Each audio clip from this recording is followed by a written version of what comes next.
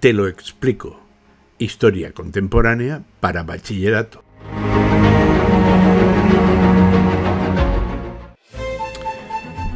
Si quieres saber todo lo necesario sobre los transportes y el comercio durante la Revolución Industrial, has llegado al sitio perfecto porque yo te lo explico. El proceso de industrialización requería de tres cosas fundamentales aparte de la propia industria.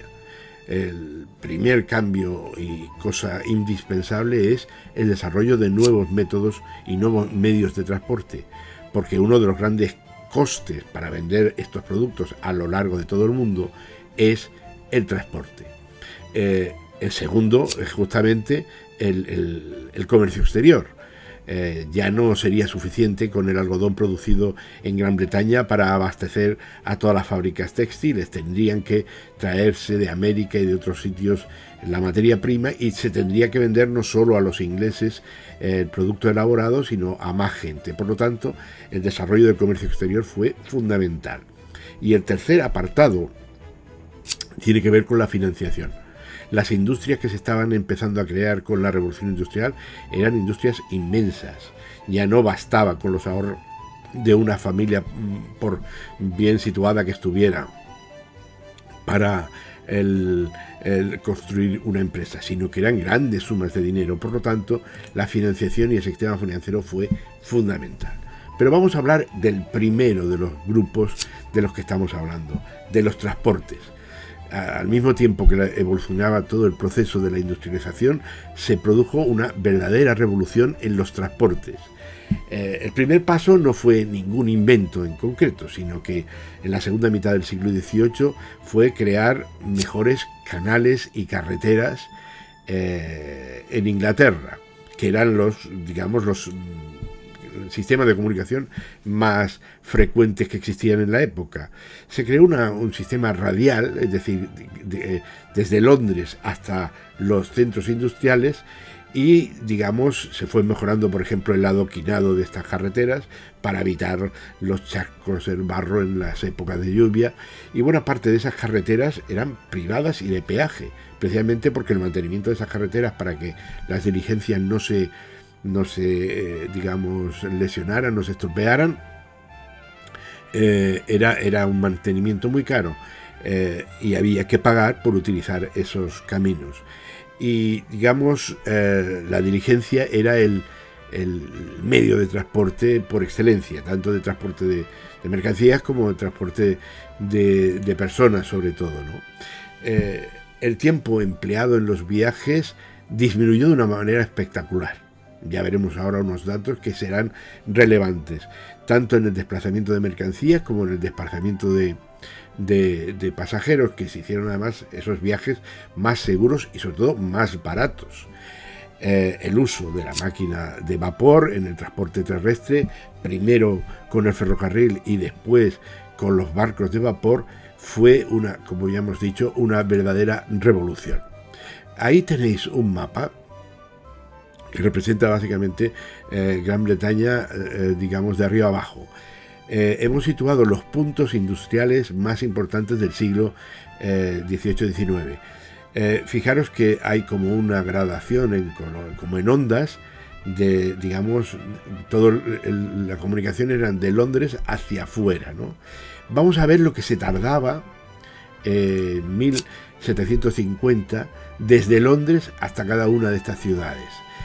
De Londres a Edimburgo se tardaban 11 días, o de Londres a Newcastle 6 días, o a Manchester 3 días, a Birmingham 2 días, ¿no? ¿Qué pasará con esta revolución que se inicia en los transportes? Fijaros, ahí tenemos los datos ya en horas, no en días. Por ejemplo, en 1830 de Londres a Edimburgo son 45 horas, o de Londres a Manchester 20 horas, o de Londres a Liverpool 16 horas, ¿no?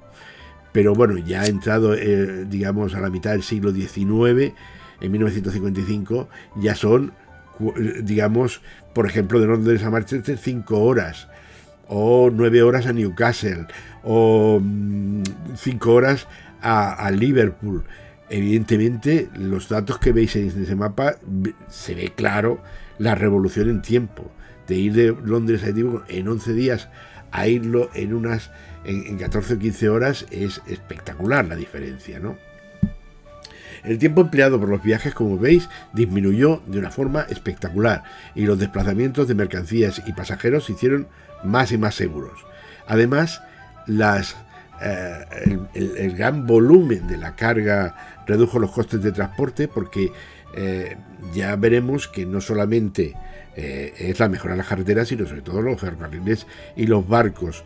Por lo tanto, el transporte de materias primas y los productos elaborados se abarataron mucho por esos costes de transporte. ¿Y cuál es la estrella de esta revolución en los transportes? El ferrocarril. Fue la gran revolución. A pesar de que la máquina de vapor se conocía desde 1769, la aplicación de esta máquina al transporte se retrasó porque inicialmente no parecía necesario un ferrocarril, puesto que ya había canales, de barcos, conectando los centros industriales más y los puertos más importantes del país. Y por lo tanto no se hacía imprescindible. Fue el ingeniero Joseph Stephenson quien construyó la primera locomotora de vapor para el transporte de personas y mercancías, conocida con el famoso nombre de The Rocket, el cohete, ¿no?, que realizó su primer trayecto en 1825. Pero recordar que esta primera locomotora era como una atracción feria, es decir, se ponían circuitos, recorridos circulares en sitios donde la gente se montaba, daba una vuelta, como si fuéramos a la feria y nos montáramos en una atracción. El salto definitivo ya fue hacia 1830, cuando se inauguró la primera línea ferroviaria, que fue desde Liverpool hasta Manchester. Y en esa primera línea férrea se hizo ya con locomotoras a vapor, porque tenéis que tener en cuenta que antes de las locomotoras a vapor los ferrocarriles habían sido tirados por caballos.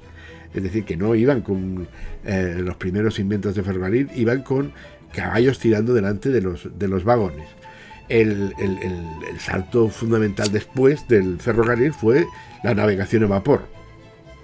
La navegación a vapor se inició antes, pero tuvo una evolución más lenta, ¿no? En 1807 el barco ideado por un americano, Robert Fulton, recorrió el río Hudson en Estados Unidos, y a mediados del siglo XIX los barcos de rueda de paletas, esos que habéis visto por ejemplo en las películas que salen en Mississippi con esas ruedas grandes, fueron sustituidos por los barcos de hélice. Claro, eso fue fundamental para el transporte transoceánico, porque las paletas en medio del océano no funcionan muy fácilmente, y fueron, más potentes. Y se le añadió a eso otra cuestión, y es que la madera de la que estaban construidos los barcos fue sustituido, los cascos fue sustituido por el acero, y eso permitió barcos mucho más grandes, barcos con una capacidad en mercancías también muy superior. ¿Qué consecuencias tuvo toda esta revolución en los transportes? Pues varias. Primero, benefició a la industria metalúrgica, porque lógicamente con toda esta revolución de los transportes había que construir locomotoras, había que construir barcos, había que construir vías, había que construir máquinas de vapor. Todo eso fue espectacular para la industria metalúrgica y siderúrgica. Significó también un gran desarrollo de la ingeniería civil, porque muchas de las cosas que se tuvieron que construir para los ferrocarriles, puentes, túneles, se hacían muchas veces de hierro, y tuvieron que desarrollarse muchas obras de ingeniería paralelas a la construcción de vías ferrocarriles. También el ferrocarril facilitó el aporte de materiales pesados, es decir, de gran cantidad de hierro y de cosas que por diligencia eran prácticamente imposibles de llevar. La locomotora era capaz de transportar un gran volumen de carga. Además, se acortó, como ya hemos dicho, el tiempo de los viajes de forma espectacular. Abarató el precio de las materias primas y de los productos, ya que la reducción de los costes en transporte se hizo también de una manera muy importante, ¿no? Y sobre todo fue muy importante para el comercio exterior, porque digamos, tanto los ferrocarriles digamos, dentro de todo Gran Bretaña, pero también en Europa y en América, y los barcos a vapor que atravesaban el Atlántico, pues hicieron que el comercio británico tuviera mucha importancia, digamos, durante la Revolución Industrial. El volumen de actividad aumentó desde 1750, sobre todo debido al desarrollo de la producción manufacturera británica, que se exportaba fundamentalmente a América, ¿no? La importación y exportación, sobre todo de productos, especialmente del algodón, destacan sobre otros productos. Pensar que a comienzos del siglo XIX el algodón en rama suponía el 50% del valor de las exportaciones, pero ya suponía el 20% de las importaciones, es decir, que se necesitaba más algodón del que se producía en Inglaterra. Esa demanda de productos estimuló el desarrollo de la acumulación de capital. Y otra actividad que no se puede olvidar, pero que fue muy lucrativa y muy importante, fue el comercio de esclavos en esta época. Aunque en 1807 el Reino Unido ya prohibió la esclavitud en sus reinos, en sus colonias, especialmente en América, se mantuvo, como sabéis, hasta bien entrado el siglo XIX. El último punto importante dentro de los transportes y el comercio fue la creación de un sistema financiero diferente, ¿no? Porque el proceso de industrialización requería de grandes inversiones de capital. Ya no se podía solucionar todo con esos pequeños capitales de familias más o menos adineradas. Se estaban haciendo grandes hornos, grandes construcciones, grandes líneas de ferrocarril. Todo esto no se podía cubrir con empresas familiares. Y empezaron la creación de las sociedades anónimas, digamos, sociedades que estaban formadas por varios inversores que se dividían el capital en acciones, y que de esa manera se podía conseguir una gran cantidad de capital. Muchas de estas sociedades acabaron cotizando en bolsa y teniendo beneficios por el valor de las acciones. Los bancos fue otro gran cambio en esta época, porque hasta la Revolución Industrial el banco tenía la función de guardar dinero, básicamente. Pero en esta época los bancos se convirtieron en entidades de inversión, es decir, fueron muchas veces socios de esas sociedades anónimas de las que estábamos hablando, y ponían capitales. Igualmente la circulación de capitales se benefició de las facilidades de pago, porque ya no era posible ir con la maletita de oro desde Londres hasta Nueva York o de Nueva York hasta Ciudad del Cabo. Empezó a utilizarse cosas como los cheques, las letras de cambio, los pagarés, es decir, documentos que no exigían llevar el oro o la plata para pagar. Digamos, conforme se complicó el comercio, eso fue necesario. Y lógicamente fue el triunfo total del papel moneda, es decir, de los billetes. Y ya no eran monedas de valor real, no eran monedas que si se fundían el oro se podía vender el oro, sino que eran billetes que garantizaban los bancos nacionales de cada uno de los países que estaban involucrados en ese intercambio comercial. Estos son los grandes cosas importantes de la revolución industrial con respecto a las primeras industrias. Si quieres saber más cosas de la revolución industrial, estás en el sitio perfecto. Mira los próximos vídeos, porque yo te lo explico.